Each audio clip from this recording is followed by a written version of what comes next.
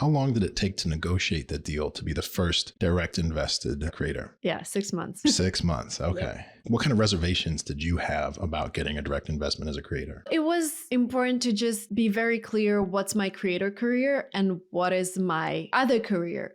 What is in the deal and what's not in the deal. Like, for example, equity in Linguatrip is not part of the deal because I was doing it anyway. And then also there are some things like, what if I invest in a startup, get their shares and never sell them? How do investors they get 5% of my income? How does it work? There were a lot of technicalities we just had to figure out, and they kept coming. When my CPA joined the conversations, she was like, oh, but we can't do this deal because Marina would end up paying 3% more tax every year. And we're like, oh, okay, let's start over again. Just having all the small questions pop up. And then because it's a 30-year deal, it's really hard to predict. A lot of it is based on trust that I won't be like thinking of schemes to not paying my investors. It's Silicon Valley style. Like if I did this deal in New York, I think it would have taken a lot longer because it's a different mindset. You know, they want to calculate everything. Sam was like, okay, it's a 30-year deal. We don't know what's going to happen. We are going to write things down that we can think about now, but we won't be able to think about everything. I thought like when we started chatting, I think it was in March. In April, we're like, oh, we're almost done with this. But then things kept coming over. So we only signed in November, I think. You got $1.7 million in a lump sum for 5% of your creator earnings for the next 30 years. Yeah. And what constitutes creator earnings? Google AdSense, revenue that I get from YouTube, anything I launch as a creator, if I launch a course or if I launch a company as a creator, if I invest as a creator, if I invest as a person, that doesn't count, like if I just buy stocks or whatever. But if a company takes me as an angel because I'm a creator, then that's a part of the deal.